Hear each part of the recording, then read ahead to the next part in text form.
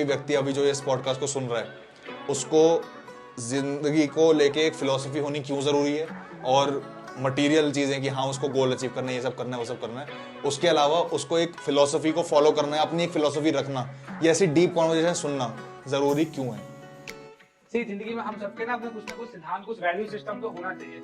Otherwise आप में और जानवरों में फर्क ही क्या है। अगर बच्चे पैदा करने हैं, खाने के लिए रोजी रोटी करनी है, क्योंकि एनिमल्स देखो 4 चीजें इंसान और आदमी में कॉमन है। जन्म लेना, मरना, बीच में अपनी फैमिली को एक्सपांड करना, बड़े होना, और खाने के लिए जद्दोजहद करना। ये आदमी भी करता है। पर्पस हमेशा होना चाहिए सोसाइटी में कंट्रीब्यूट करना, देना, और यही भगवान कृष्णा करते हैं। भगवान भगवत गीता में बताते हैं मेरे पास करने के लिए कुछ है ही नहीं, मैं तो फ्री हूँ।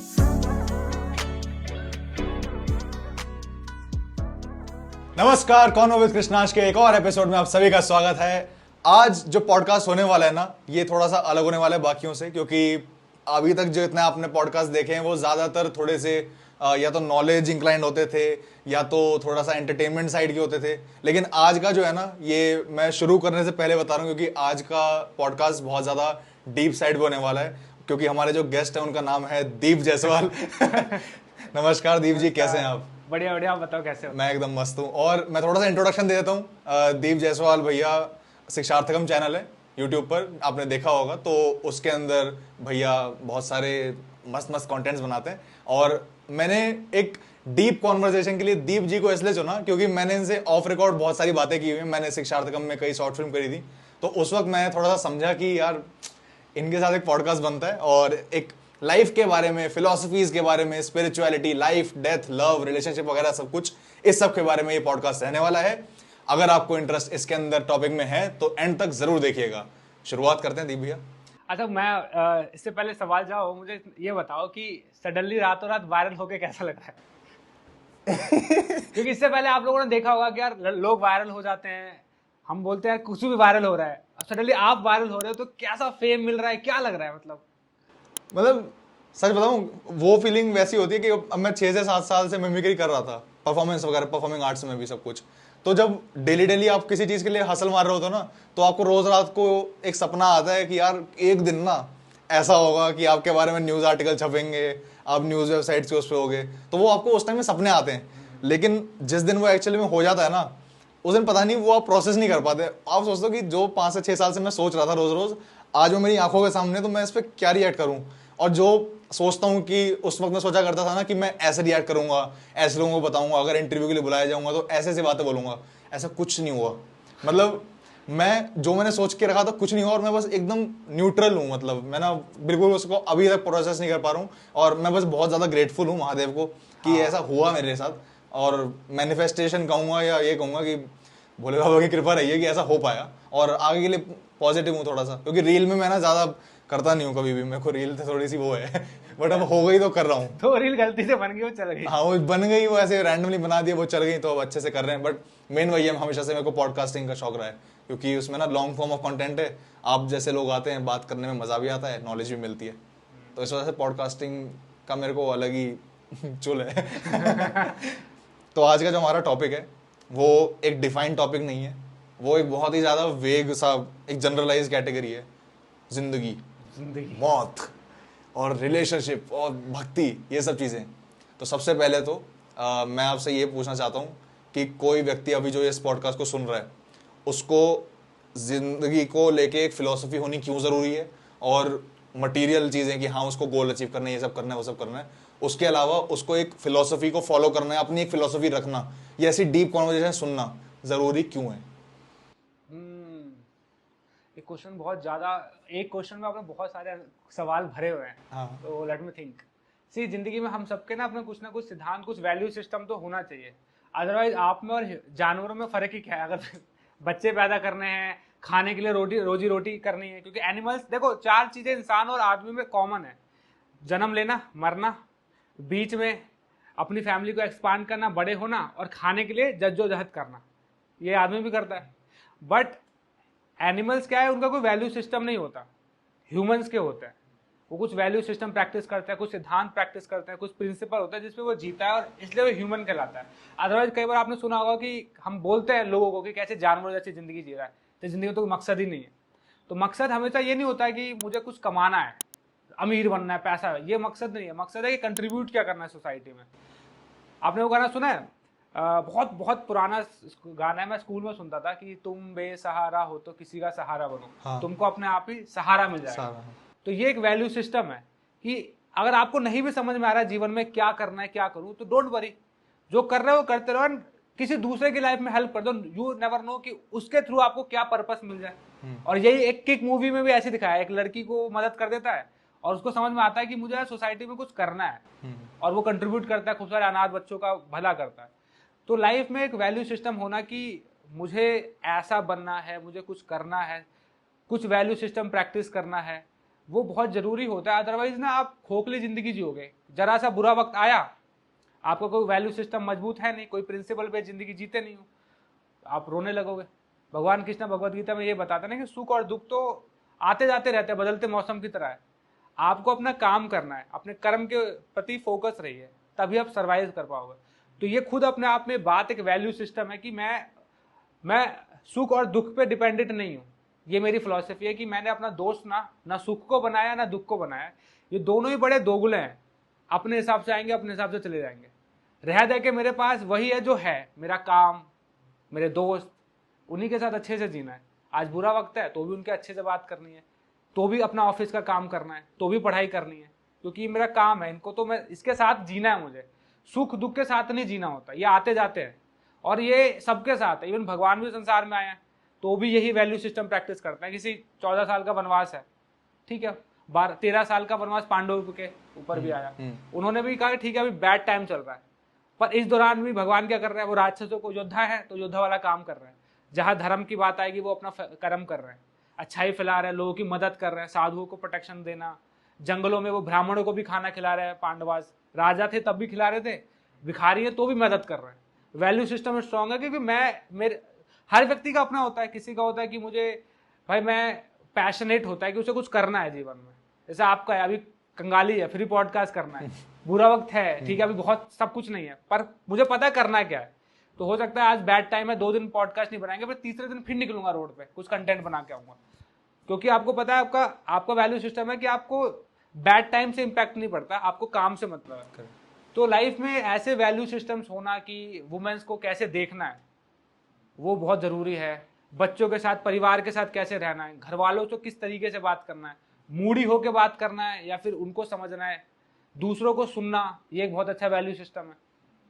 तो मैंने भी अपनी लाइफ में ये सब चीज़ें प्रैक्टिस की है और मुझे लगता है कि ये आपको एक बेटर ह्यूमन वैल्यू सिस्टम होना बहुत ज़रूरी है। और एक फिलॉसफी यही है कि आप चीज़ों से प्रभावित ना हो के मत जियो, चीज़ें तो आती जाती रहेंगी, आप अपने काम को फ्रेंड बनाना सीखो। ये बहुत अच्छा आज की जनरेशन का एक फिलॉसफी होना बहुत ज़रूरी है। और हर व्यक्ति एक एक फिलॉसफी के साथ जीता ही है। हो सकता है आपका भी लाइफ में कुछ मोटो हो कि यार मैं ऐसा व्यक्ति हूँ, मैं ये चीज़ को करता हूँ, वो मोटिवेट करती है आपको लाइन। जैसे मेरा है कि मैं कोई भी चीज़ को ज़्यादा देर तक सीरियसली नहीं लेता। मतलब है कि अगर मैं बहुत अच्छा काम कर रहा, एडिटिंग कर रहा हूँ, तो फिर मैं एक लेवल के बाद बोलूँगा कि थोड़ा आगे बढ़ते हैं, अब हो गया, इसको इतनी ही सक्सेस नहीं चाहिए, आगे करना है। कभी किसी दोस्ती हो रही है तो ऐसा नहीं किसी मिलने जाना है, अब फ्रेंडशिप को भी आगे कैसे लेके जाए। मैं सोचता हूँ कि चलो जो पुराने दोस्त हैं अब उनके साथ और अच्छी दोस्ती कैसे करें, चलो इनके साथ एक कैम्प करते हैं, इतना ही नहीं, घर वालों के साथ और अच्छा क्या कर सकते हैं, इनको चलो मूवीज के लिए इनवाइट करते हैं, चलो उनको घर में ही पिक्चर बना देते हैं, इनके साथ हंसी मजाक करा जाए। तो रिलेशनशिप हर चीज को हर समय आगे लेके जाना, ऑल्दो आपके पास कुछ हो या ना हो, मूड अच्छा हो या ना हो, या सामने वाला आपके लिए कुछ अच्छा कर रहा हो ना कर रहा हो, बट आपको पता होना चाहिए कि मुझे, जैसे मैं अपना ये मानता हूँ, मेरा ये है फिलॉसफी कि फिर भी आगे लेके जानी है चीज़ें।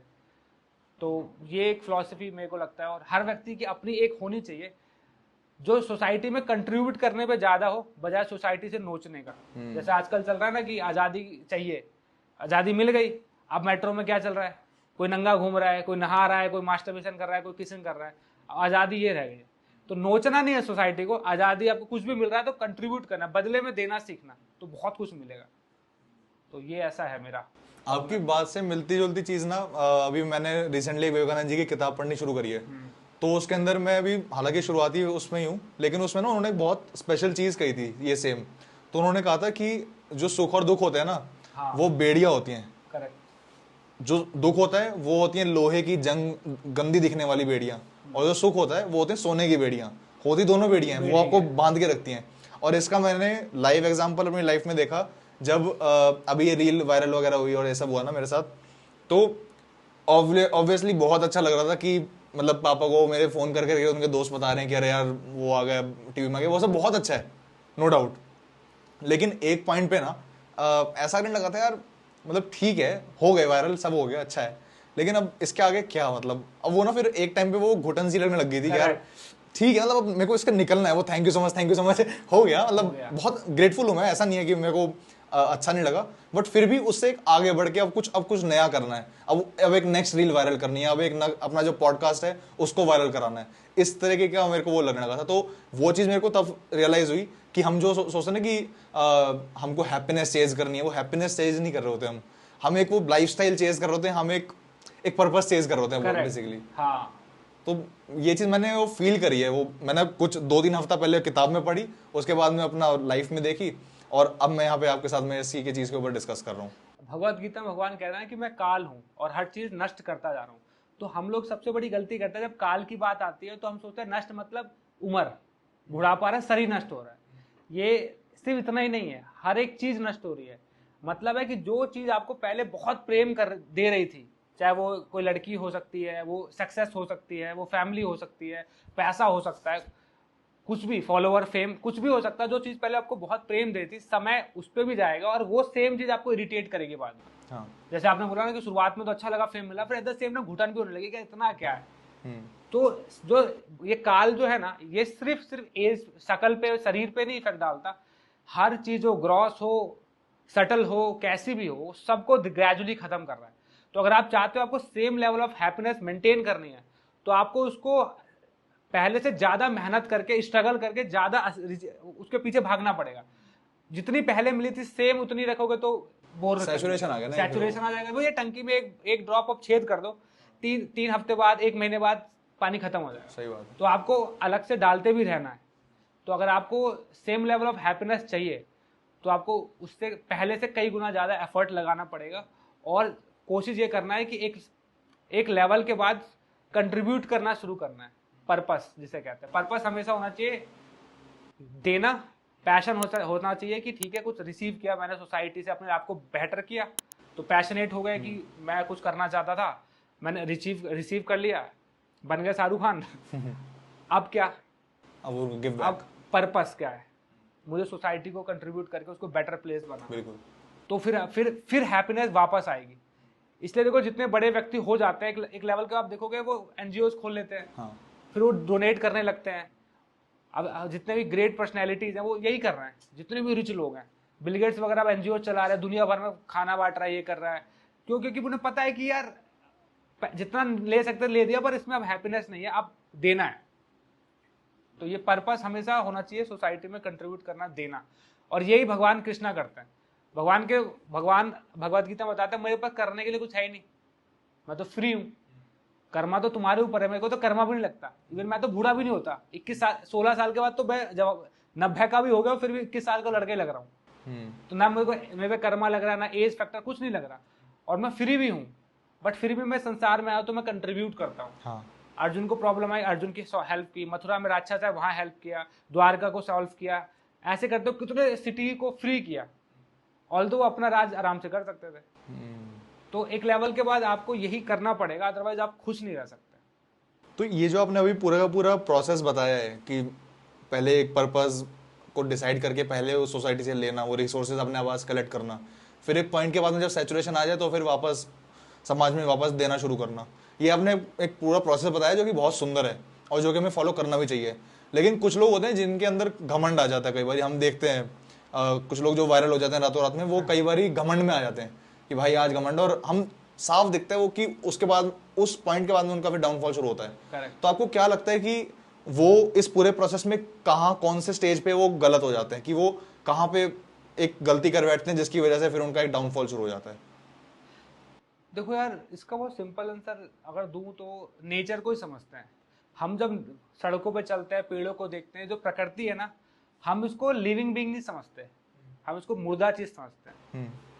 पर एक्चुअली इस नेचर के थ्रू ही सब कुछ आ रहा है ना।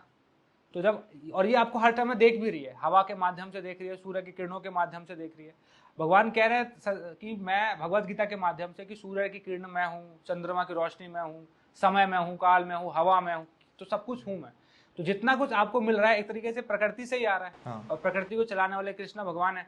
तो जब वो आपको दे रहे हैं और आपका एटीट्यूड उनको अच्छा नहीं लगा, सपोज मैंने आपसे पैसे मांगे कि यार मुझे कुछ पैसे की मदद कर दो, आपके वजह से आपने मदद कर दिया, और फिर उसी लेते ही मैं आपके फिर कॉल नहीं उठा रहा, एरोगेंसी दिखा रहा हूँ, बदतमीजी कर रहा हूँ, तो आप वापस भी तो ले लोगे ना।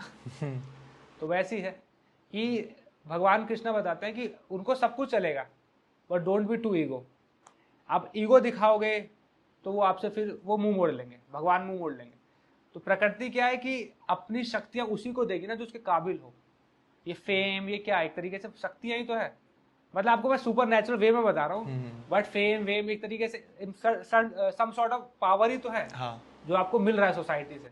तो जिस सोसाइटी ने आपको रातों रात बड़ा किया वो वापस भी तो ले सकती है। कितना ईजी है किसी को आज के जमाने में किसी फेमस इन्फ्लुएंसर को खत्म करना, उसकी व्यूअरशिप टर्न करा दो, बिल्कुल। बस इतना ही तो है।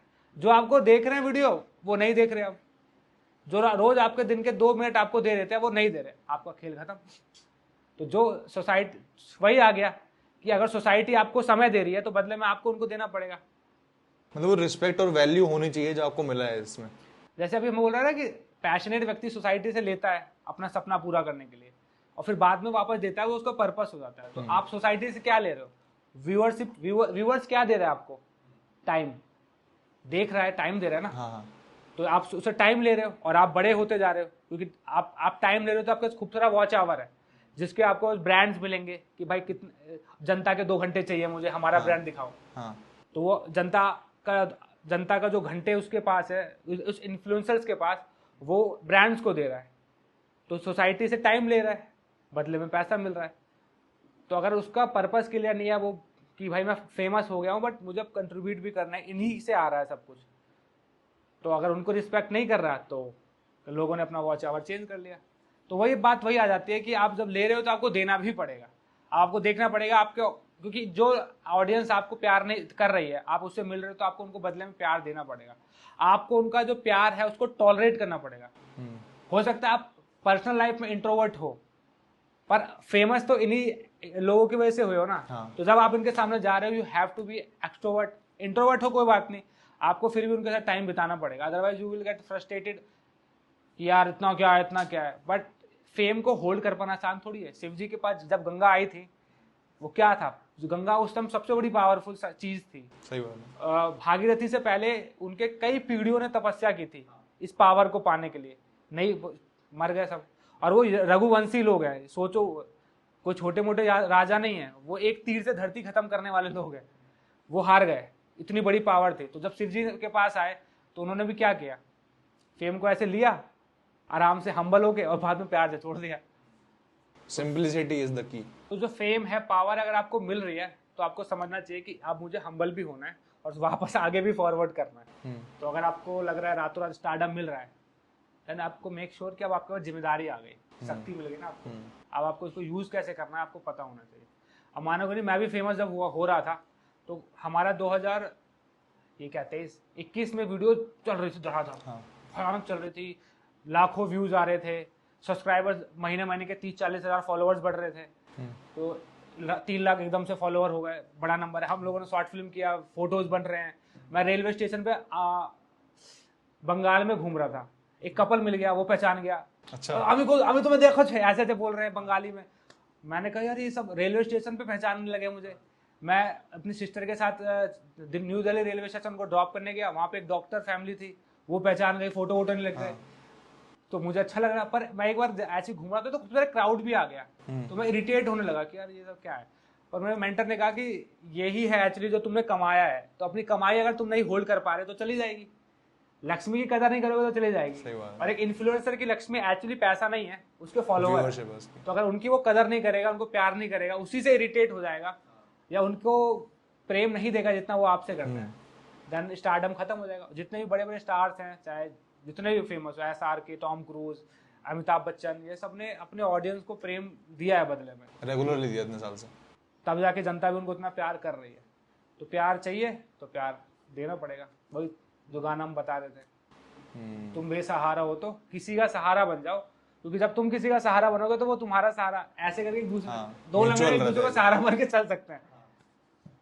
ये चीज़ जो आपने कही ना, सेम मैंने अपने उसमें भी देखा जब रील वायरल हुआ ना, तो मैंने ये सोचा था कि यार ये लोगों ने इतना फॉलो, मतलब उससे पहले मेरा कुछ 1000 फॉलोवर थे, उसके बाद में अभी मेरे currently at the time of recording 4000 हैं।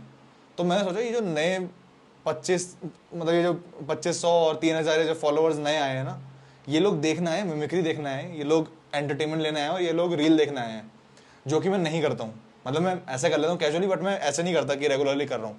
बट मैंने सिर्फ उनके लिए वो चीज़ करना शुरू किया, ताकि क्योंकि ये देखने आए तो उनको दिखाऊंगा भी वही जो ये देखना चाहते हैं।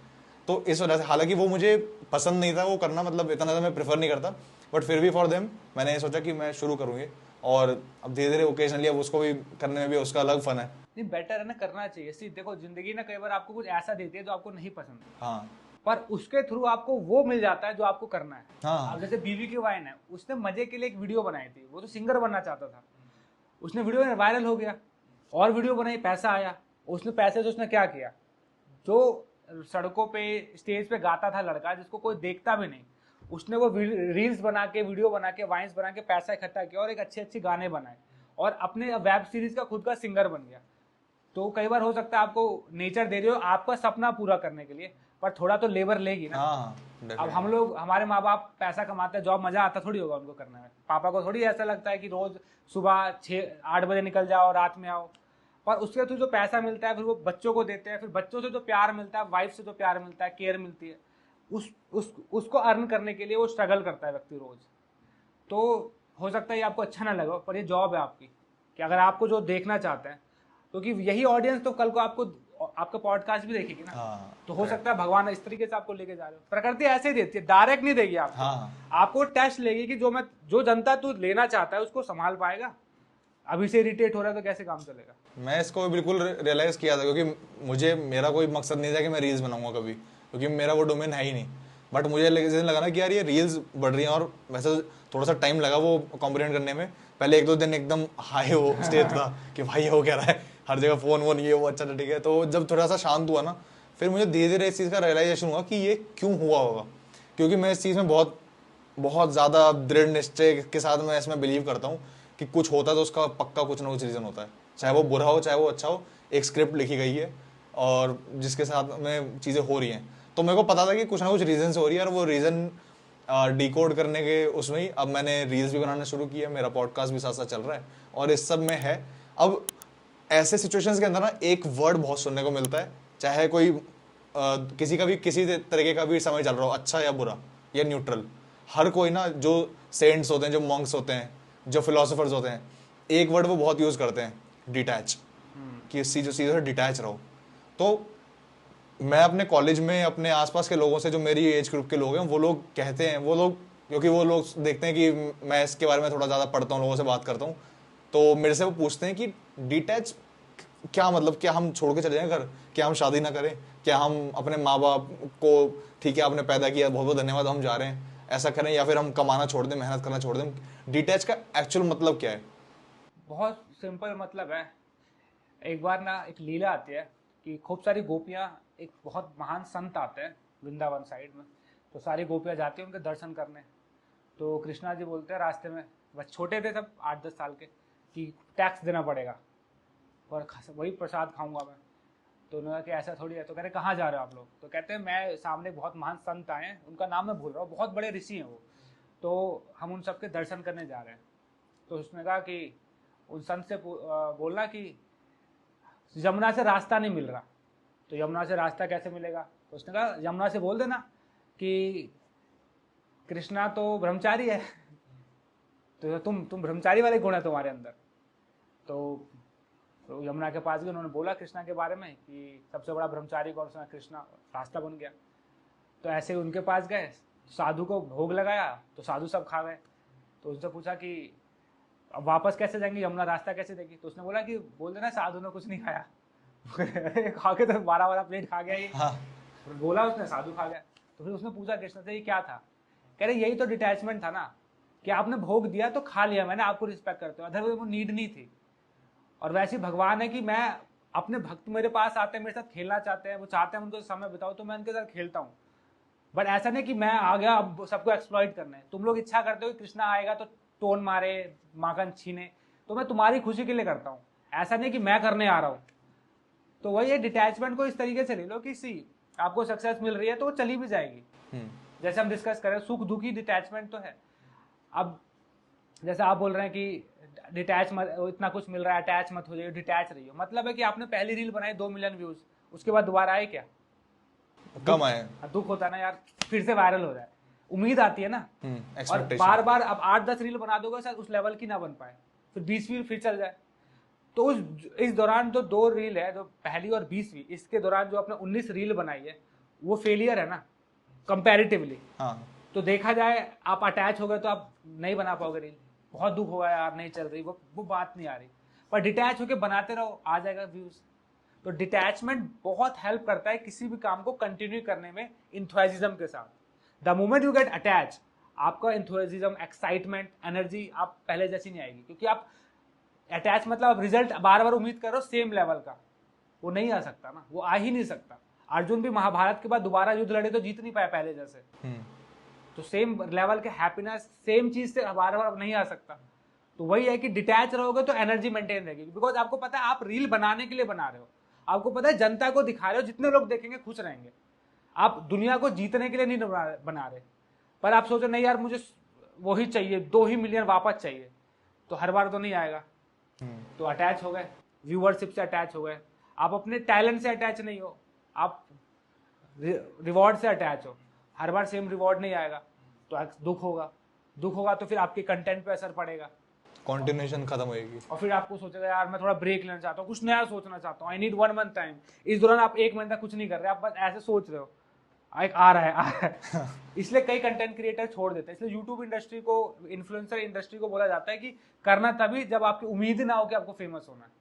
आप बस करते रहो, साइड बाय साइड जॉब करो, जॉब आपका पैशन होना चाहिए, ये बस करते रहो करते रहो। एक समय आएगा जब आपका एक अच्छा खासा सब्सक्राइबर बेस हो जाएगा, तब आ जाना।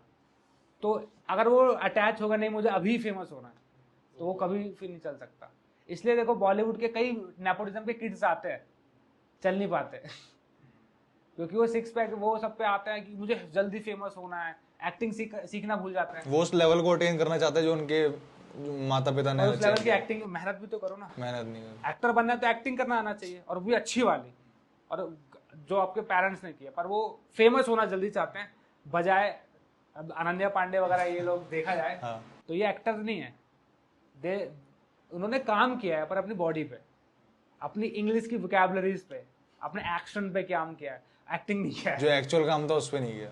तो वही है कि एक डिटैच व्यक्ति अपने काम पे मतलब रखेगा, वो ये नहीं देखेगा अरे यार आज तो बहुत इज्जत मिल रही है, कल तो गाली दे रहे थे, तो जब इज्जत मिली तो भाई पार्टी कर ली उनके साथ, और आज गालियां पड़ रही है तो डिप्रेशन में आ गए। काम करता रहेगा, बस काम करता रहेगा। तो जो हमारा जो ज़्यादातर ऑडियंस बेस है ना, वो मोस्टली मध्यम वर्ग को बिलोंग करता है सोसाइटी के। वो उस एक सेट पाथ को फॉलो करेगा जो कि पढ़ाई और लिखाई करो, जॉब करो। कुछ लोग वर्किंग भी होंगे जो जॉब कर रहे हैं। तो मैं उनके लिए आपसे पूछना चाहता हूँ कि उनके लिए डिटैचमेंट क्या होगा, कि अगर वो जॉब कर रहे हैं तो वो एक्सपेक्ट कर रहे हैं ऑब्वियसली कि आज अगर मैं 8 लाख पर एनम कमा रहा हूँ तो कल अगले साल मेरा प्रमोशन हो जाए, मेरा हो सकता है 12 लाख हो जाए। तो वो फिर भी एक वो रिजल्ट से अटैचमेंट तो हो गई, या फिर मतलब उस केस में किस तरह से डिटैचमेंट अप्लाई हो पाएगी? इसका बहुत इजी है कि आपको इस साल 1 लाख कमा रहे हो, अगले साल 2 लाख कमाना चाहते हो, तो कमाने का बेस क्या होना चाहिए? काम हमारा जो भी है, कि आप काम कैसा कर रहे हो, कितना और इनहेंस किया खुद को, डेवलप कर रहे हो, या फिर उसी पर अटक गए।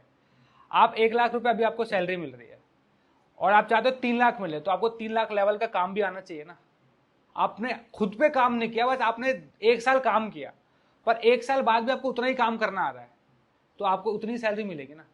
आपको मैं जब पहली बार कंपनी में लगा था, तो मेरे जानने वाले कंपनी है इनोवेटिव, बहुत बड़ी कंपनी है। तो उनके जो सर है कंपनी के मालिक, तो वो उनके साथ ही मैंने काम किया था, उनका एनजीओ था। तो उन्होंने एक बार बहुत बात बोली थी मुझे कि जब हम किसी से 10,000 रुपये सैलरी देते हैं ना, तो 1 लाख का काम निकलवाते हैं।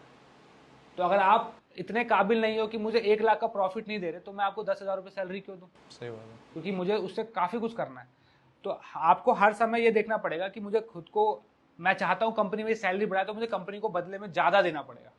तो आपको हर समय खुद को इनहेंस करता रहना पड़ेगा। तो आपको रात में हो सकता है जब वापस घर आओ तो इमीडिएट बेड पे मत सो जाओ, छोले नहीं बनाए यार मैं, बीवी से मत लड़ो। हाँ। किताब उठाओ, पढ़ो, अब क्या चल रहा है और कैसे बेटर करें। मैं थोड़ा ओल्ड सॉफ्टवेयर तरीके से काम कर रहा था, नया ट्रेंड क्या चल रहा है उस पर कैसे काम कर रहा है, एआई में क्या बदलाव आया है वो नए सीखो। हाँ। आप कुछ कर ही नहीं रहे तो कंपनी आपको क्यों बड़ा करेगी। तो मैं इस बात को इस डायरेक्शन में लेके जाना चाह रहा था कि जब हम कभी अपने गोल सेट करते हैं, ठीक है, तो मान लो कि मेरा गोल है कि मुझे एक स्पेसिफिक पीरियड 3 साल के बाद में मुझे 30 लाख पर एनम के प्रोफाइल तक पहुंचना है। तो मैंने एक वो गोल सेट कर लिया, मटीरियलिस्टिक गोल है, ठीक है। अब मैं उस गोल से डिटैच कैसे हूं? अगर मैं डिटैच हो गया, मतलब ऐसा कहता है ना कि मटीरियल चीज से अटैच ना हो, तो अगर मैंने अपने आप को उस गोल से, उस मटीरियल चीज से डिटैच कर लिया, तो मैं तो फिर वो अचीव ही नहीं कर पाऊंगा। लोगों के मन में ये ज्यादा डाउट रहता है कि वो कैसे करें। एक बार ना एक यूपीएससी स्टूडेंट का मैं केस पढ़ रहा था, वो आईएएस ऑफिसर नहीं बन पाया, उसने सुसाइड कर ली।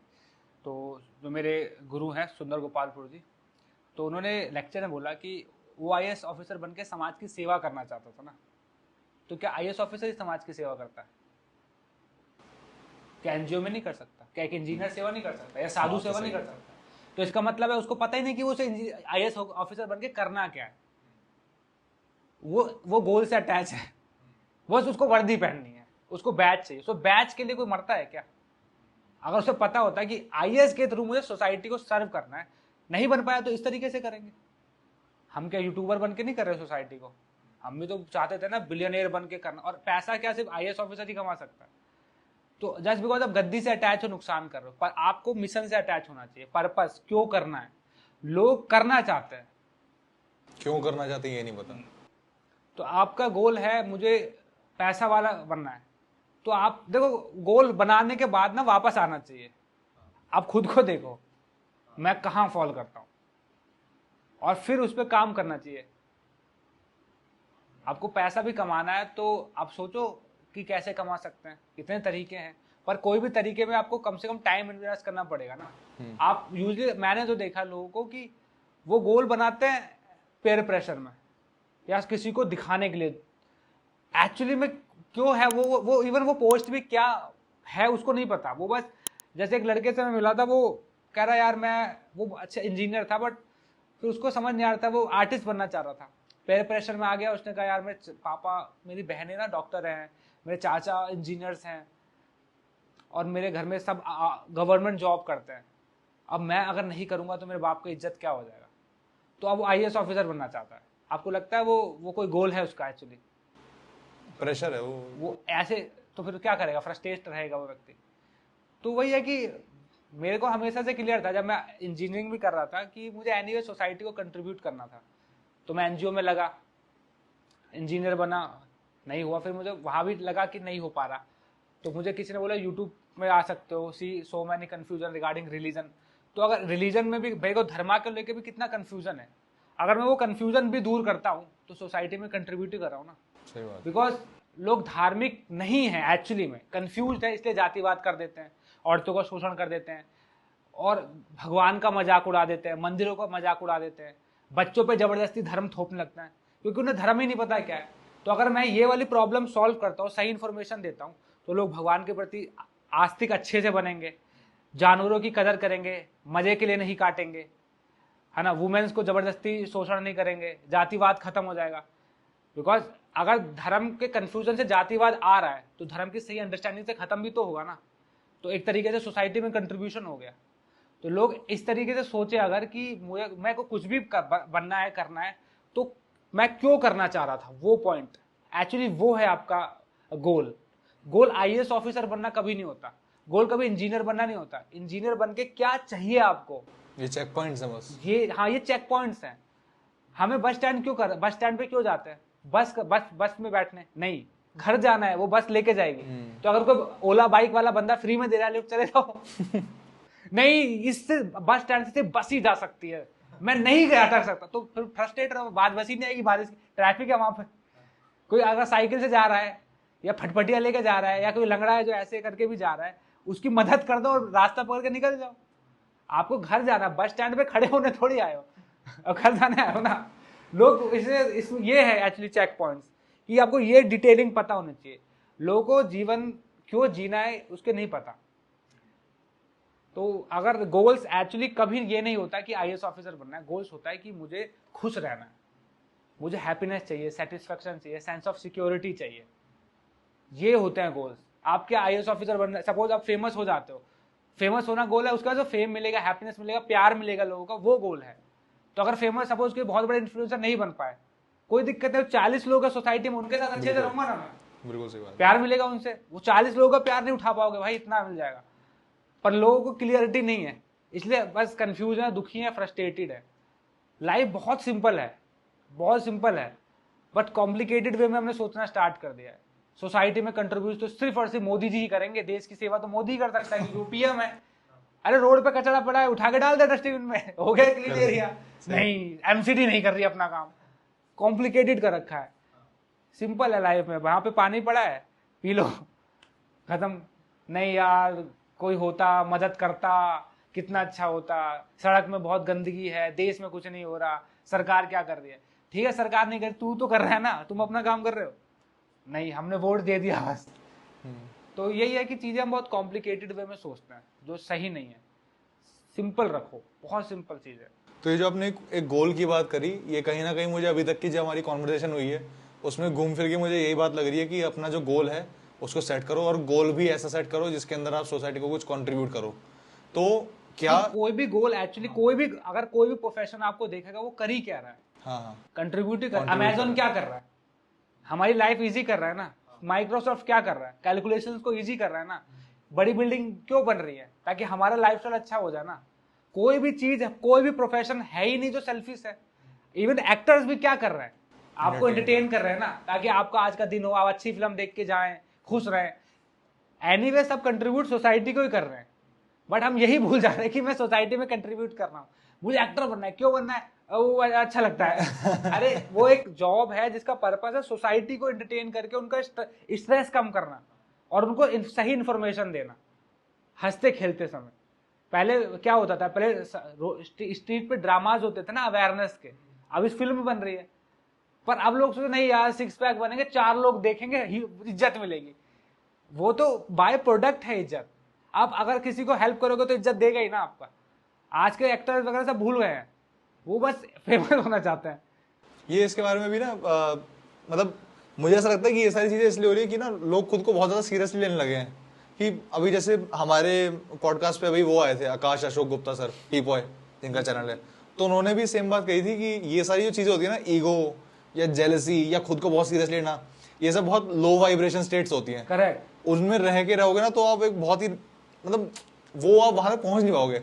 जो असली चीज होगी ना वो आप हाई वाइब्रेशन स्टेट में रह के कर सकोगे। Correct. कि मुझे जैसा आपने बोला कि एक गोल सेट ऐसा कर लो जो कि बहुत ज्यादा इटर्नल हो, सोसाइटी में कंट्रीब्यूट करना, या फिर मेरी वजह से अगर मेरी कला के माध्यम से 2 लोग घर पे आज रात को चैन की नींद सोएंगे, खुश होकर सोएंगे, तो वो एक हाई वाइब्रेशन स्टेट हुई। तो ऐसी हाई वाइब्रेशन स्टेट रखनी चाहिए, ना कि मतलब मेरी लोग इज्जत करें, मुझे देख के लोग सलाम ठोके।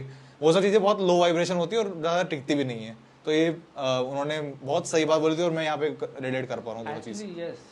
और इवन अगर आप देखो ना, जितने भी बड़े बिजनेस हैं जो चले हैं, वो सोसाइटी का कोई ना कोई प्रॉब्लम सॉल्व करने के लिए तो आए थे। ओला किस लिए आया था? इसलिए थोड़ी आया था कि उसे कमाना है। अरे यार, लोग बहुत महंगे महंगे रेट है, सही गाड़ियां नहीं मिल रही कहीं भी।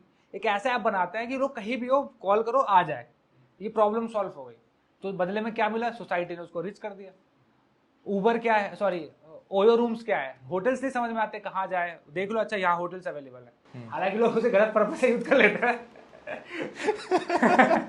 बट मेनली पर्पज है वो सोसाइटी का एक प्रॉब्लम सॉल्व कर रहा है कि रूम्स नहीं मिलते कई बार, कहाँ है, ऑनलाइन देख लो। जितनी भी चीज सोसाइटी में फेमस है, जो चल रही है, फेसबुक क्या है, कनेक्शन कैसे बनाए अपने पुराने दोस्तों से, नंबर चेंज हो गया उसका, ऑनलाइन है, बात कर लेंगे, क्या कर रहा है, फोटो देखो उसकी।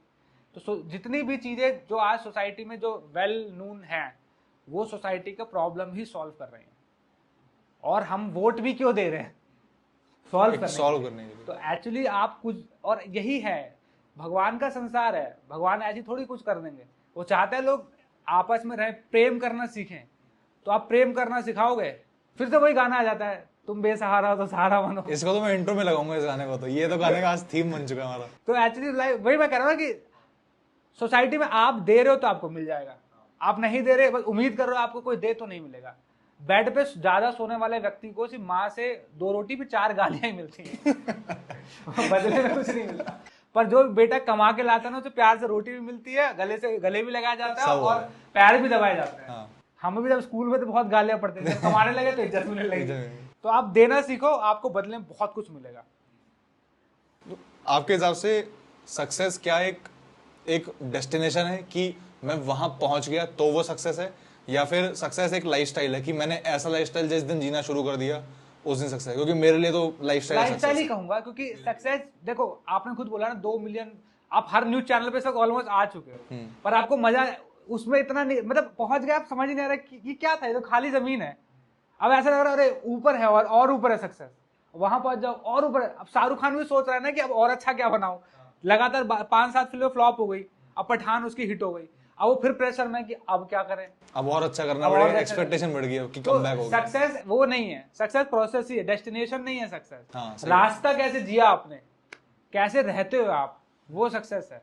आपका कौन सा लाइफस्टाइल सक्सेस है? मैं अपने लाइफ में अब जो मैंने पिछले अपने अच्छे खासे जिंदगी के करियर में देखा है कि मैं चीजों को कॉम्प्लिकेटेड ना करके बस जियो। आपको पता है ठंडी हवा भी आपसे बहुत बातें करती है, धूप भी आपसे बातें कर रही है, रोड पे आप वॉक कर रहे हो, अकेलापन भी जो है ना बहुत खूबसूरत है। लोग छोटी छोटी चीजें नहीं जी रहे। हम सोच रहे हैं मैं बाइक से घर जाऊंगा, घर से ऑफिस जाऊंगा, यार जिंदगी फंस के रह गई है। सारे जॉब वाले मूवी 3 इडियट देख के यही हो गया कि मैं 8 घंटे की जॉब नहीं कर सकता, पैशन फॉलो करना। पर जो व्यक्ति पैशन फॉलो कर रहा है वो भी तो ऑफिस ही जा रहा है।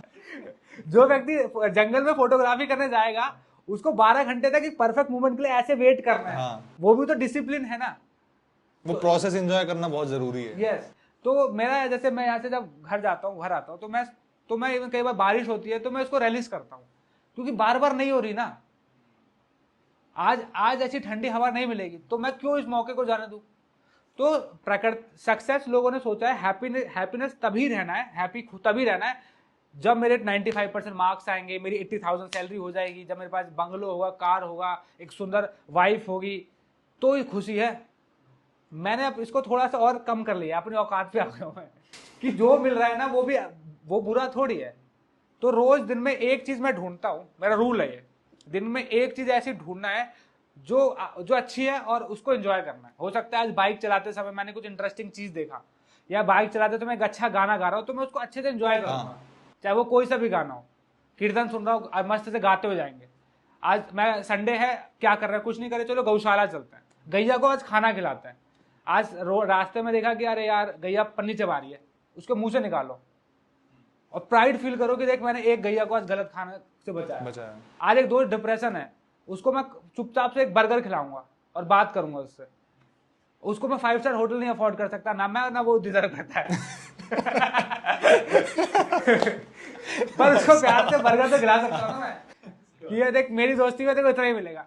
तो लोग ना अब उम्मीद कर रहे हैं कुछ बड़ा हो यार, दोस्तों के साथ कार में मनाली जाए, चिल करें, जिन्हें मेरा वो कुड़ी कैंडी जगुआर ले दो, ये सब। मेरा है कि मैं कहीं नहीं जा सकता, मैं अपने ऑफिस बुला के उससे बात तो कर सकता हूँ। तो मैं अपने लाइफ की फिलॉसफी मैंने छोटी छोटी चीजों में स्टार्ट की, और मुझे लगता है जब से मैंने ये स्टार्ट किया ना, मैंने को बहुत सारे अचीवमेंट मिले। जैसे जब मैंने बताया कि गवर्नमेंट की तरफ से गुजरात बुला लिया गया, क्योंकि मैं सोचता था यार मुझे एक वीकली सब्सक्राइबर ने बुलाया, भाई मिलना चाहते हैं आपसे। मैंने कहा यार प्यार करता है बंदा, मिलना चाहता है, मिलने चला गया। मुझे क्या पता था वो बड़ा आदमी निकलेगा वो मुझे स्पॉन्सर कर देता है, क्योंकि मुझे नहीं पता था ना कि वो व्यक्ति बुला रहा है मुझे। मैं तो बस उसकी खुशी के लिए चला गया और मैं फ्री भी था, और मुझे नहीं पता था ना वहां से मुझे इतना बड़ा फिर जब मैं गुजरात गया तो वहां पे मुझे इतने सारे मीडिया के लोग मिल गए, वो बात कर रहे हैं, मुझसे दोस्त बन गए, उनके थ्रू से मुझे और सारी चीजें पता चल गई। वहां से मैं गया तो मुझे पता चला कि वो बॉलीवुड में किसी फिल्म वाले को जानता है, उसने कहा केरला स्टोरी चल रही है, उसका डायरेक्टर प्रोड्यूसर मिलना चाहते हैं, चलो। तो मैं देखो छोटी छोटी चीजें करने गया था, मैं कोई बड़ा हाथ नहीं मानने गया था, कंपाइल होती रही हूँ सारी। पर हैप्पीनेस ऐसी है ना, हम डायरेक्ट क्यों 98% को एंजॉय करना चाहते हैं। अरे इतना भी जितना पढ़ रहे हो उसके हिसाब से रिजल्ट मिल गया आपको, तो आप आगे बढ़ो। डेली जो सिलेबस कवर कर रहे हो वो खुशी भी तो खुशी है कि भाई आज मैंने थैंक गॉड 2 सवाल समझ लिए, आज मैंने 1 घंटा पढ़ा ऑनेस्टी के साथ, इसको रिलीज करो ना, ये अचीवमेंट है। तुम जिंदगी के छोटे छोटे अचीवमेंट को जब नहीं रियलाइज करोगे तो कॉन्फिडेंस कैसे आएगा कि आप कुछ बड़ा कर सकते हो? आप कह रहे हो मैं बड़ा ही करूंगा तभी काउंट होगा, तो मरोगे। मतलब अभी तक आपने जो भी बात करी है और जो मैं अपने एक्सपीरियंस से भी इसको जोड़ पा रहा हूँ ना, वो चीज़ ये कि शायद सुख और दुख को आधार ना बना के सुकून को चेज करो। मेरे ख्याल से हम सोचते हैं कि या तो सुख है या तो दुख है, एक एक दूसरी चीज भी है इन दोनों से परे, सुकून, सेटिस्फैक्शन। सुकून को लोग गलत समझते हैं कि कुछ नहीं है जीवन में, मैं आराम से बैठा हूँ। नहीं, जो सेटिस्फैक्शन वर्ड है ना, कि जो मिल रहा है वो बुरा थोड़ी है यार, बिल्कुल। क्योंकि ये किसी को भी नहीं मिल रहा। हो सकता है हम तो ऐसे अच्छे से बात कर रहे हैं, लाइट्स वाइट है, पॉडकास्ट कर रहे हैं, कैमरा है, कितने क्रिएटर्स के पास वो भी नहीं है, और किसी के पास तो वो कुछ लोग सोच ही रहे हैं वो, और उनके पास तो बस सोचने के बाद इतना भी वो नहीं है कि वो कि मोबाइल भी नहीं है उनके पास। तो हम लोग ऑलरेडी बहुत अच्छे कंफर्ट जोन में है, तो हम क्यों ही सोचे कि यार कुछ नहीं है मेरे पास, वो नहीं है, सब कुछ तो है।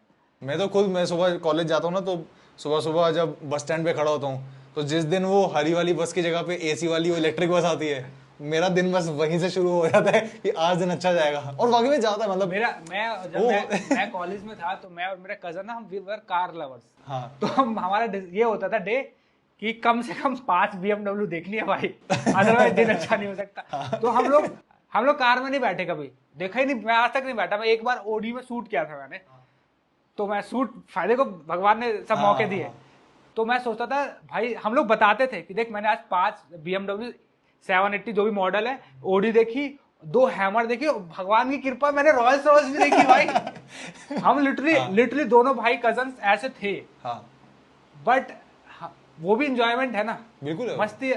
अब मैं इस बात से दुखी रहूं कि यार सड़क पे इतनी महंगी महंगी गाड़ी मेरे पास मुझे तो नहीं कुछ है। मिल ही नहीं रहा, मेरे पास तो मैं तो बस में घूम रहा हूँ 15 रुपए की टिकट। तो ये तो आप अपना अच्छा खासा, it's all about how you see your life, क्योंकि लाइफ तो सबकी सेम ही है यार। जब मैंने पहली बार अपनी लाइफ की सबसे महंगी बाइक खरीदी थी जावा, उससे पहले मैं स्कूटी चलाता था, तो मैं जावा लेके निकला रोड पे, अपने दोस्तों को घुमा रहा था, नई नई गाड़ी, हर कोई देख रहा था, उस टाइम जस्ट नई नई आई थी बाइक। तो मैं एक स्प्लेंडर के सामने मैंने ऐसे खड़ी करी एंड स्प्लेंडर वाला गाइस लाइक नाइस बाइक है, कितने की ली? तो मैंने बताया 2.5 लाख की पड़ी हुई है। बगल में हायाबुसा खड़ी हो गई मेरे, और मैं फिर मैंने उससे पूछा नाइस बाइक, या थैंक यू। फिर मैं उसके बगल में अगर और महंगी आ जाती तो वो भी देखता। तो सी एक्चुअली तो इसका मतलब है कि महंगी गाड़ी या सस्ती गाड़ी फर्क नहीं पड़ता, राइड एंजॉय करो ना। एक दोस्त बैठा है, अच्छा दिन है, सड़कें वही हैं, हवा वही है, दोस्त भी वही रहेंगे, सब लाल बत्ती वही है, पुलिस पकड़ लेगा तो चलान भी वही है। तो फिर जबरदस्ती कार के मॉडल से क्या फर्क पड़ता है? फर्क पड़ता है कि उसको रिलीज कैसा कर रहे हो। अच्छा, ये चीज सुन के कई लोग हो सकता है ऐसा बोले, जो कि मैं जानता हूँ ऐसे लोगों को जो ऐसा बोलते हैं, वो कहते हैं यार तुम ना ये सारी बातें कर करके ना खुद को बस बहरा रहे हो, और मतलब मैं उनका पर्सपेक्टिव बता रहा हूँ। वो कहते हैं कि ये सब करके तुम बस खुद को बहरा रहे हो, और तुम जो है अगर यही सोच रखोगे तो तुम कभी बड़ा सोच ही नहीं सकते। तो अब उन लोगों के लिए क्या कहोगे जो कहेंगे कि अगर तुम ऐसी छोटी छोटी चीजों में खुशियां ढूंढते रहोगे, सेटिस्फाइड होगे, तो तुम कभी बड़े के लिए एम ही नहीं कर। हमने तो बोला नहीं हम बड़े के लिए एम नहीं कर रहे, हम कह रहे हैं जितना मिल रहा है उसको भी तो एंजॉय करेंगे ना। आप सपोज कीजिए कल आपको आज से 10 साल बाद आप you become literally you know great influencer, करोड़पति, तो क्या 10 साल बाद जब पैसा उतना आ जाएगा तभी खुश रहूं मैं? पहली इनकम यूट्यूब की एंजॉय ना करूं, दूसरी ना करूं, तीसरी ना करूं, वो भी तो मेहनत की है ना मेरी। पहली स्कूटी एंजॉय ना करूं, दूसरी बाइक ना करूं, पहली कार ना करूं, पहले दोस्त नहीं करूं, या मैं 5 स्टार में ही एंजॉय करूंगा, तब तक एंजॉय ही नहीं करूंगा।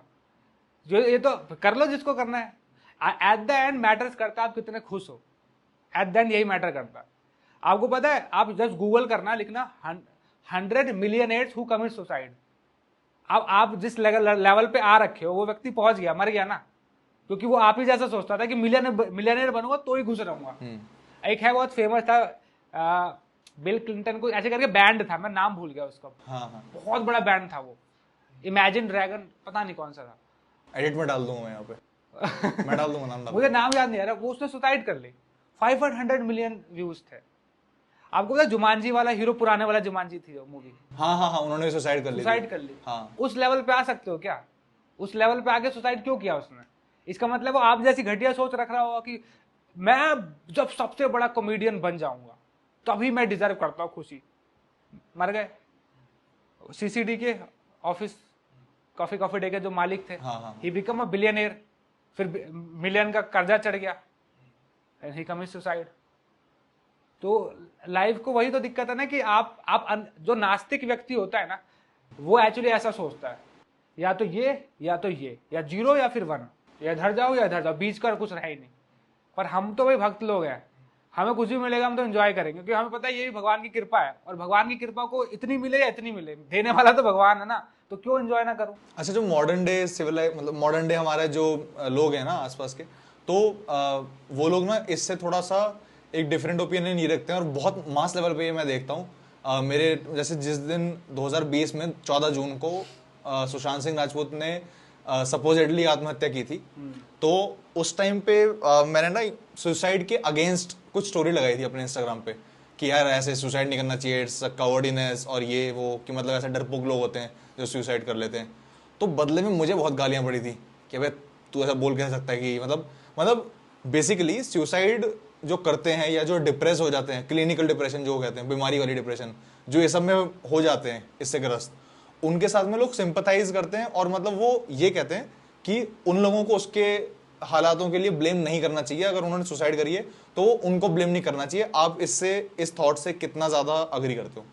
देखो यार, ये तो एक्सेप्ट करना पड़ेगा, जैसे हम डिटैचमेंट की जो फिलॉसफी बात कर रहे थे, ये वही तो है कि if you have good time you are enjoying your life, if you have bad time you are committing suicide. और हाँ, ये सही बात है कि हमें कई बार हालात, सोसाइटी एज अ क्रूल है, एक्चुअली में सोसाइटी बहुत क्रूल है, ये बख्शती नहीं है किसी को कई बार।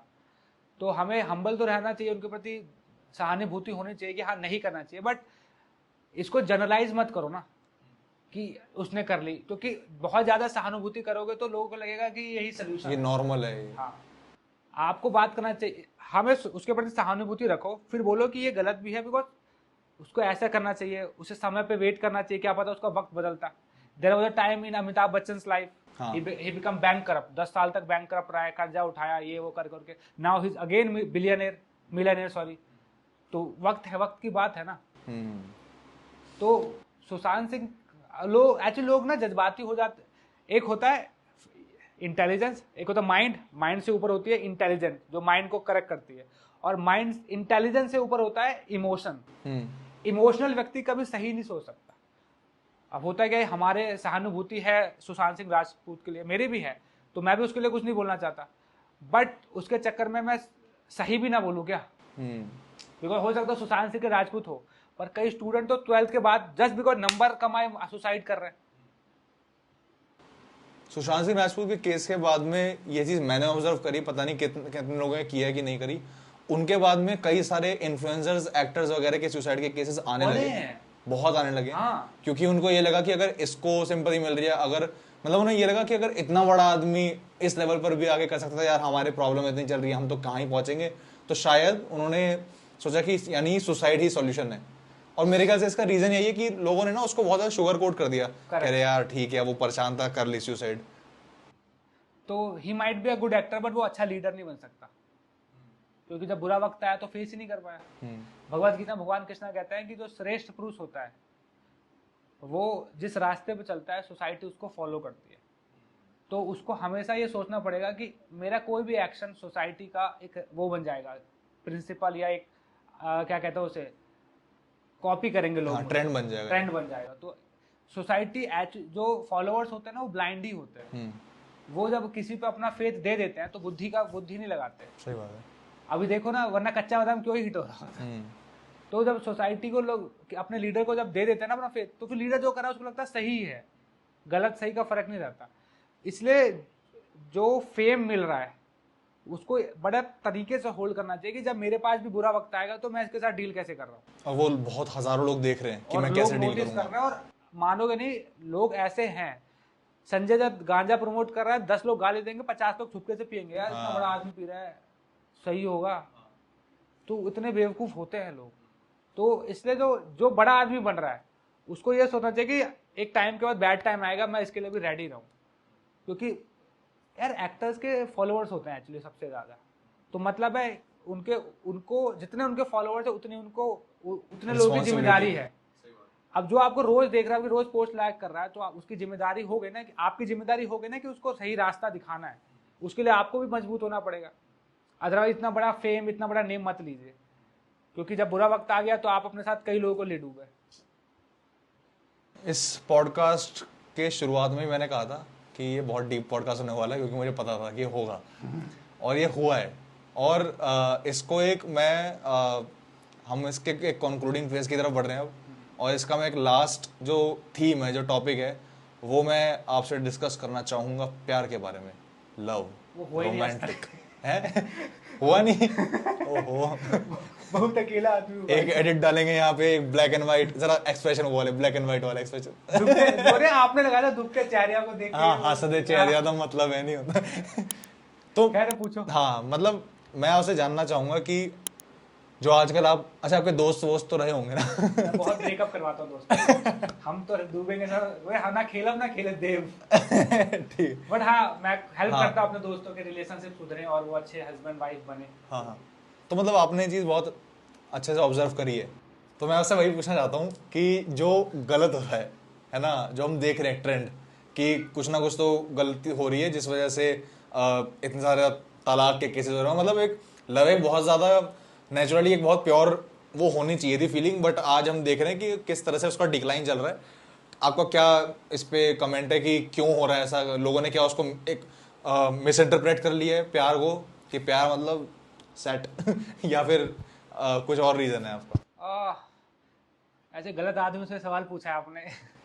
मैंने सोसाइटी को देखा, मैं उसको बेसिस पे बताऊंगा। हाँ। जैसे कि अब मैं स्कॉन में हूँ, मैं मेंटरशिप भी देता हूँ लोगों को प्रॉब्लम सॉल्व करना। तो कई ऐसे लोग हैं जो मुझसे हेल्प लेते हैं कि मैं रिलेशनशिप में हूँ, कोई गाइडेंस दो। तो जैसे कि अभी एक केस में आपको बता रहा था कि कुछ टाइम पहले, कई सालों पहले, एक लड़की थी, वो छोटी थी, तो वो मुझे, भैया ये प्रॉब्लम है बताओ, तो मैं उसको हेल्प कर देता था। Then she went to college, फिर मेरा कोई टच नहीं था। 2-3 साल बाद पता चलता है कि मैं प्रेग्नेंट हूँ, बच्चा गिराना क्या कर सकती हूँ। ओ भाई। तो मैंने कहा यार ये कैसे, यही पूछ रहे, हाय हेलो बोलो, कैसे हो, ठीक हो, सीधा यही पूछ रही हो। और मैं भी ब्लैंक हो गया। और वो उससे पहले उसके स्टेटस कई बार लगते थे, तो मैंने देखे थे, प्यार के बारे में लिखती थी। तो अभी पता है प्यार क्या है? जब तक आप हंसते नहीं हो तब तक बहुत सुंदर फीलिंग, तब हर कोई बातें कर रहा है कि प्यार ऐसे होते। शाहरुख खान बोलता है प्यार दोस्ती, हाँ, तो दोस्ती से प्यार होती है, फिर दोस्तों से ब्रेकअप हो जाता है। प्यार, और फिर मतलब कहीं आजकल प्यार एक ऐसा सब्जेक्ट, पायदान नहीं होता जिसमें हर कोई पैर पोछ रहा है, वही बन के रह गया। अच्छा आप बताइए कि आप तो मैं इसको चेंज करता हूँ, मेरी भाषा में कैसा होना चाहिए, जो मैंने शास्त्रों में पढ़ा है हाँ। और लोगों से सुना है जो एक्चुअली में इस सब्जेक्ट पे डिस्कस करते हैं। उन्होंने सबसे पहले कहा है कि प्यार में भी डिटैचमेंट फिर से फॉलो करना पड़ेगा। अच्छा। क्योंकि आप किसी से प्यार करते हो तो क्या सोच के करते हो? यार ये एक व्यक्ति है जिसके साथ मैं खुश रह सकता हूँ, जिसके लिए मैं कुछ करना चाहता हूँ, है ना। उससे लेना नहीं चाहते आप, बदले में उसके लिए कुछ करना चाहते हो। तो सबसे पहले आपको ये फीलिंग हर समय जिंदा रखनी पड़ेगी, और डिटैचमेंट ये रखना पड़ेगा कि मुझे इससे, अगर सपोज सेम फीलिंग नहीं भी आ सकती तो इट्स ओके। बिकॉज प्यार की खासियत है कि एक व्यक्ति हमेशा इमेच्योर होता है, चाहे वो लड़की या लड़का। एक व्यक्ति हमेशा कंपैरेटिवली थोड़ा बच्चा होगा, इमेच्योर होगा और ज्यादा गलती करेगा। तो आपको हर समय उसका लवर नहीं बनना। Sometime you have to become her mentor और हिज मेंटर। तो मेंटरशिप के लिए आपको क्या वो तैयार हो, मेंटरिंग कर पाओगे?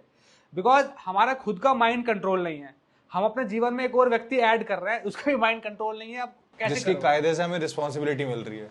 हाँ, तो जब व्यक्ति, इसलिए अगर सच्चे आशिक प्रेमी बनना चाहते हो तो सबसे पहले जिम्मेदार बनो, अपने आप की जिम्मेदारी लेना सीखो। बिकॉज ऐसे होते हैं मुझे। तो अगर सच्चे, बिकॉज अगर आप अपनी जिम्मेदारी नहीं ले रहे तो आप किसी दूसरे की कैसे ले सकते हो?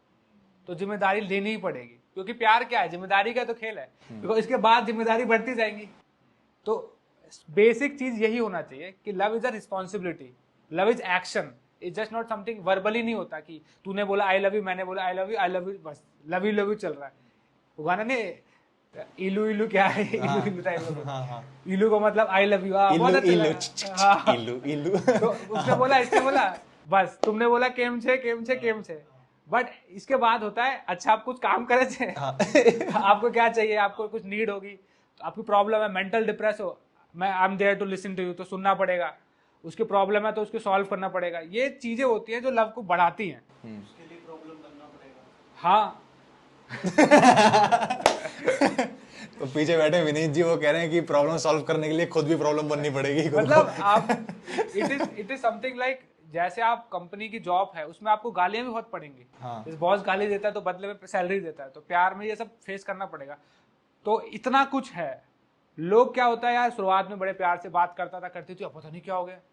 अरे वो बड़ी हो रही है उम्र के साथ और तू भी हो रहा है, तू बच्चा ही है क्या अभी भी? वो एडजस्ट करना पड़ेगा कहीं ना कहीं। आपको करना पड़ेगा। हो सकता है आज उसके हेल्थ डाउन चल रहा हो, डिस्टर्ब चल रहा हो, और आप उसी समय उसकी बात, आपको बताता हूँ प्यार की डेफिनेशन क्या होती है रामायण से। और ये है, देखना बड़ा कॉम्प्लिकेटेड है, समझ गए तो समझदार को सारा काफी। 2 पॉइंट मैं बोलूंगा। ठीक है। 2 स्टोरीज है रामायण से। पहली है कि जब सीता माता को रावण लेने आया तो उससे पहले लक्ष्मण से बोला कि कुछ आवाज आ रही है राम की। जब हिरण को तीर लगी तो जो मारीच था उसने राम जी की आवाज में चिल्लाया, सीते लक्ष्मण। तो माता सीता घबरा गई, तो उन्होंने बोला जाओ जाओ, राम को तीर लगी है। राम जी को, मतलब भगवान का नाम कभी नहीं लेती, आदि पुरुष में नाम लिया है, जो कि सोचना चाहिए कि गलत है। हाँ। माता सीता कभी नाम नहीं लेती उनका। तो उनको तीर लगी है, उनको तीर लगी है। तो लक्ष्मण जी ने बोला कि वो भगवान है, उनको कुछ नहीं होगा। तो कही तू, तो फिर उन्होंने उसको बोला कि तुम ना, मुझे पता था कि तुम चाहते थे तुम्हारा भाई मरे ताकि तुम मुझे यूज कर सको, भोग सको। काफी हैवी वर्ड है ना, ये रामायण में मेंशन है ये कि तुम माता मुझे सीता यूज ने करना लक्ष्मण जी चाहते को हो। कहा। हाँ, गुस्से में बोला। तो उनके आंखों में आंसू आ गए। तो उसने कहा कि माता मैं जा रहा हूँ, पर जब मैं वापस आऊंगा तो मुझे पता है आप नहीं मिलोगी। और वो रोते हुए चले गए। और ये सोच रहे कि भैया इसको बोलूंगा कि माता ने ऐसे बोला, जिनके चरण के ऊपर मैंने कभी देखा ही नहीं, वो मुझे बोल रहे हैं कि तू लस्टी है, तू मेरे साथ मुझे छूना चाहता है। तो भगवान राम दिखे और बोला लक्ष्मण तुम यहाँ क्या कर रहे हो?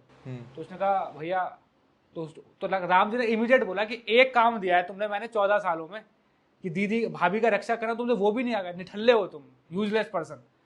यहाँ से भी गाली पड़ी, यहाँ से भी गाली पड़ी। व्यक्ति ब्रोकन है ना। हाँ। कि यार 14 साल दे दिए मैंने, सोया भी नहीं, खाया भी नहीं, खाए नहीं थे लक्ष्मण जी को। बिल्कुल। फिर ये दोनों मुझे, एक ने कैरेक्टरलेस बोल दिया और एक ने यूजलेस बोल दिया। तो उस टाइम लक्ष्मण जी चलते रहे। फिर सोचा कि ये दोनों मुझे ऐसा क्यों बोल रहे हैं। तो उन्होंने बोला कि किसी औरत का पति, अगर औरत सच में प्यार करती है और उसके पति को हानि हो रही है, तो वो बोलेगी मेरी सेवा करे या पति के पास जा, पति के पास जाने तो वो तो कुछ भी बोल के मुझे भेजेगी। तो सीता ने मुझे कभी गाली नहीं दी, माता सीता ने। That is his love for Lord Ram, कि तू मुझे छोड़ दे मरने के लिए, तू राम जी को बचा।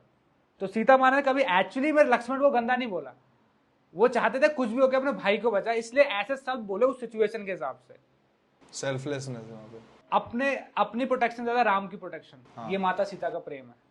और राम जी ने भी ये बोला कि यार मैं इतना इंपॉर्टेंट हूं क्या? वो लक्ष्मी वो इंपॉर्टेंट है, भाभी छोड़ के आ गया तू, भाभी से उससे बड़ा कौन है? तो वहां भी राम कह रहा है अगर मैं मर भी जाता, suppose although I am God, but still सीते को कुछ नहीं होना चाहिए। तो लक्ष्मण जी ने इस तरीके से सोचा। अगर आप सच में किसी से प्यार करते हो तो आपको भी हर दिन ऐसे सोचना पड़ेगा कि अगर ये मुझे ऐसे बात कर रही है तू तड़ा करके, क्यों कर रही है? कल तो बहुत अच्छे से बात कर रही थी, कहाँ गलती कर रहा हूं मैं? क्या अनजाने में कुछ हो रहा है? क्या मेरी मम्मी से इसकी लड़ाई हो रही है? क्या मैंने गलती से कुछ पास्ट इसने मेरा सुन लिया? डिस्कस करना चाहिए।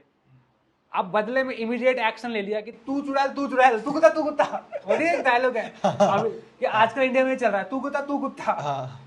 यही सब ये मेरे ख्याल से होता तब है जब हम खुद को वही अगेन बहुत सीरियसली लेना शुरू करते हैं कि इसने अरे मेरी ईगो हर्ट कर दिया यार, ऐसे कैसे बोल रही है मेरे को। Yes, मतलब हम उसकी बैक स्टोरी पे नहीं जाते कभी। अब दूसरी स्टोरी है, यहाँ पे तो लक्ष्मण का एस्पेक्ट बता रहा था कि फ्रेंडशिप में भी हमें ऐसे सोचना चाहिए कि सडनली जो दोस्त पहले बहुत प्यार करता, सडनली ऐसा क्या हो गया। हम सब माता सीता को और राम जी को कंप्लेन करते हैं कि आपने क्यों भेज दिया उनको वन में, हाँ। वाल्मीकि आश्रम में। आप पूरा कॉन्टेक्स्ट पढ़ोगे ना तो यहाँ पे आपको रियल लव दिखेगा। राम जी को पता चला कि प्रजा में एक आदमी नहीं था, ऐसे कई लोग ऐसी बातें कर रहे थे कि सीता जी के कैरेक्टर पे उंगली उठा रहे। तो राम जी रोज, क्योंकि राम जी एक अच्छे राजा है और अच्छा राजा हमेशा अपडेट रहता है कि क्या चल रहा है, तो खबरें आती रहती थी कि यहाँ पे ये बात चल रही है। सोचो कई ऐसी लड़कियां जो कि अपने पति को छोड़ के इधर उधर मुंह काला करा रही है और वो कह रही है मैं सीता हूँ। तो जब राम जी को पता चलेगा एक्चुअली में कितना हर्ट करेगा ना, यार मेरी वाइफ को इतना गंदा समझ रखा तुम लोगों ने। तो ये उनके बॉडी लैंग्वेज में आ गया था कि जब वो रोज थक के ऑफिस से घर आ रहे थे तो उनके चेहरे पे दुख दिख रहा था। और उन्होंने बोला कि कोई भी ये अंदर लेके ना आए घर में, सीता को नहीं पता चलनी चाहिए। तो उनके जो मंत्री थे उनसे माता सीता ने पूछा कि मैं रोज देख रही हूँ क्या चल रहा है।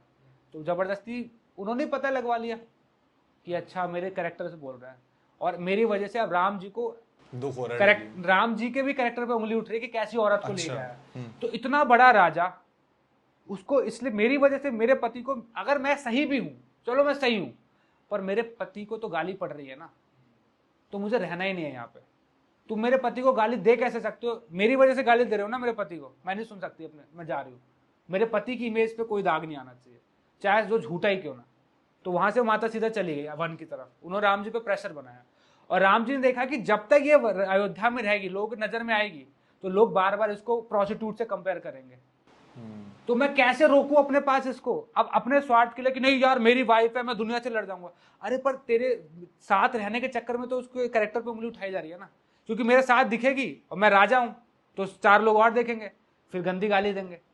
तो अब मैं इसको हासिल करने के चक्कर में इसको इमेज कैसे खराब करूं? तो राम जी भी क्या करे, उन्होंने कहा कि मैं बेटर है कि ये आश्रम चले जाए, तो लोग वहां पे क्या है, वहां पे जितने लोग हैं को सब इसको प्रेम देंगे, इसलिए आश्रम में सब साधु लोग हैं, उनके उनको छूते चरण छू रहे हैं, उनको प्रेम मिल रहा है वहां पे। तो जहां पे प्रेम मिल रहा है उसको वहां भेज देता हूं, क्योंकि मेरे साथ तो नहीं मिलेगा, मेरी प्रजा तो अभी नहीं कर दे पाएगी। और सीता सोच रही है कि मेरी वजह से राम जी के कैरेक्टर पे उंगली उठ रही है, तो मैं रहूं क्यों यहाँ पे? तो देख रहे हो प्रेम, वो दोनों एक दूसरे से अलग इसलिए हुआ है क्योंकि एक दूसरे से प्यार बहुत करते हैं। आज का समाज क्या है, मैं तेरे से बहुत प्यार करता हूँ, तेरी मम्मी तेरे को कैरेक्टरलेस बोले, तेरा पूरा सोसाइटी तेरे को प्रोस्टिट्यूट बोल दे, पर मैं तेरे को हासिल करके रहूंगा। तो मैं अपने, आज का जमाना ऐसा है कि लड़की को लड़के को एक दूसरे को हासिल करने के चक्कर में पूरी दुनिया के सामने वो बदनाम करते हैं, क्या क्या गाली सुनवाते हैं। पर इतना करेज नहीं है कि पब्लिक में जाके बोल सके कि अगर जो इसकी उंगली कैरेक्टर पे उंगली उठा रहा है, बताओ क्या गलत क्या है। आपको मुझसे दिक्कत है ना, चलो ऐसा हस्बैंड बन के दिखाता हूं कि तुम सबकी बोलती बंद हो जाएगी, वो भी नहीं करना। मेरे पड़ोस में था, अपनी लड़की की शादी हुई, आज शादी हुई, अगले दिन उसका बॉयफ्रेंड शादी के 2 दिन बाद जब लड़की ससुराल चली गई है, बोलता है गहना लेके आ जा, अब मेरे शक्ति आ गई है, अब भगा ले जाता हूं। अब क्यों भगा के ले गया? और हुआ क्या, जो लड़के का जब शादी करके आया था वो बेचारा ब्रोकन हो गया, उसके घर वाले डर गए अब क्या करें। तो जो लड़की भागी थी उसकी छोटी बहन से शादी करवाई ताकि सोसाइटी में गंदगी ना फैले। अब ये कैसा प्यार है, 1 महीने से, इतने सालों से रिलेशनशिप में, तब तुम्हें दम नहीं आया। अब जब ज्यादा कैरेक्टर पे उंगली उठ रही है, अब पहले तू लड़की को भगा के लेते जाता तो 2 लाइफ खराब होती, अब तूने 4 कर दी, वो लड़का जिससे शादी हुई और तुम्हारी छोटी बहन। तो प्यार अभी क्या है, सेल्फिश बन के रह गया है। प्यार एक्चुअली, प्यार का बेस ही होता है सेक्रीफाइस एंड सेल्फलेसनेस, कि मुझे तुम्हें प्यार करने के लिए तुम्हारी जरूरत नहीं है, मैं तुम्हें चाहता हूं अपने जीवन में, तुम्हें ताकि अच्छे से तुम्हारी सेवा कर सकूं।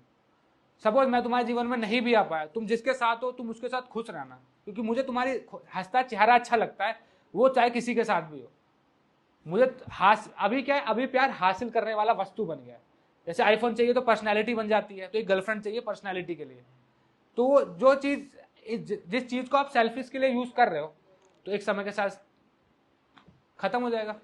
तो अभी प्यार ये है, प्यार सीखना है तो आपको एक्चुअली रामायण पढ़नी पड़ेगी, जहां पे पता चलता है कि एक दूसरे के लिए छोड़ रहे हैं, इतना प्यार करते हैं कि एक दूसरे से अलग होना पड़ रहा है ताकि एक दूसरे को खुश देख सके। आज का प्यार है कि दुनिया तुम्हें खूब गाली दे, कोई दिक्कत नहीं, तू मेरे साथ रहना जरूरी। हाँ, पर तेरे को इसी पूरी जिंदगी गाली खानी पड़ेगी। ठीक है, वो भी ठीक है, पर प्यार तो करो, तो सुनो तो उसको, समझो तो उसको। जरा सा उसने कुछ बोल दिया, ताने वाने हो रहे हैं। तो अभी प्यार बहुत प्यार रहा नहीं है, और ये कलयुग के सिम्टम ही है। क्योंकि प्यार अगर आपको जानना है तो जो कर रहे हैं, जेन्युइन प्यार कर रहे हैं, उससे सीखो। तो जेन्युइन प्यार किया था राधा कृष्णा जी ने, शिव पार्वती ने। अब देखो, भगवान होके माता सती के लिए टूट गए ना, ऐसा प्यार करके दिखाओ कि इतने सालों तक पब्लिक में मिले ही नहीं किसी से। उनको लगा ही नहीं कि क्या करूंगा मिलके, यार नहीं चाहिए कुछ भी, इतना मोह लाके तो दिखाओ। अगले आज गर्लफ्रेंड हो, अगले 15 दिन में ढूंढ रहे हो किसी, कहाँ हो तुम चल रहा है। तो रामायण, जो जेन्युइन लोग हैं उनसे प्यार करना सीखो, वो आपको मिलेगा साधु संतों से जो भगवान से प्यार करते हैं, भक्तों से, भगवान से, भगवान के डिवोटी से। और कहीं आपको प्यार दिखेगा ही नहीं, और कहीं हो ही नहीं रहा। बाकी सब है तो you scratch my back, I scratch your back. तो यही हो रहा है। मैं आप लोगों की विदा लेता हूँ, ऐसी बातें सुनकर अब मैं अब मैं बहुत गिल्टी फील कर रहा हूँ। एक बार अपना चेहरा दिखाइए, चेहरा दिखाइए एक बार अपना। ये है जो पीछे भी कमेंट्री कर रहे हैं, और इनको बहुत ही गिल्टी फील कर रहा हूँ इनके बातों से, बहुत ही ज्यादा। नीचे आपका सर नहीं दिख रहा है। मैं बहुत ही ज्यादा गिल्टी फील कर रहा हूँ इनकी बातों से। और मुझे जहाँ तक लग रहा है इनकी बात तो सही है, लेकिन ये सही बोलने का करेज भी मेरे पास नहीं है अभी, क्योंकि बस तो जब ये कॉन्वर्सेशन शुरू हुई थी मुझे पता ही था ऐसा कुछ होने वाला है, और प्यार के बारे में, गोल सेटिंग और डिटैचमेंट वगैरह इन सब चीज़ों के बारे में हमने बहुत अच्छे से बात कर ली। दीप जायसवाल जी के साथ में बहुत डीप टॉक्स हो चुकी हैं आज। कैसा लग रहा है आपको? कुछ पार्टिंग वर्ड्स शॉर्ट में अब हमारी ऑडियंस के लिए। मैं तो बहुत एक्साइटेड था, इवन हम लोग काफ़ी टाइम से बात भी कर रहे थे कि चलो करेंगे, और मुझे भी मज़ा आता है इस तरीके से बात करने में। और जाते जाते ऐसा कुछ मेरे को नहीं बोलना, बिकॉज ऑलरेडी लोग इतना कुछ लोगों से सुन ही रहे हैं यार, और एक तो मैं क्या ही अलग से बोलूँगा। आप बस छोटी छोटी चीज़ों के साथ जीना सीखो, और जो हमने डिस्कस किया उस पर थोड़ा दोबारा से मनन करो, you will get so much from your life.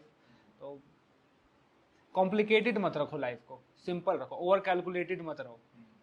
छोटी छोटी चीज़ों में खुशियाँ ढूंढिए, सिंपल लाइफ को आगे परस्यू कीजिए, और गोल अपना मटीरियलिस्टिक ना रखते हुए एक पर्पस को गोल बनाइए, उसको चेज करते हुए अपनी लाइफ को जिए जो भी वर्ड होता है।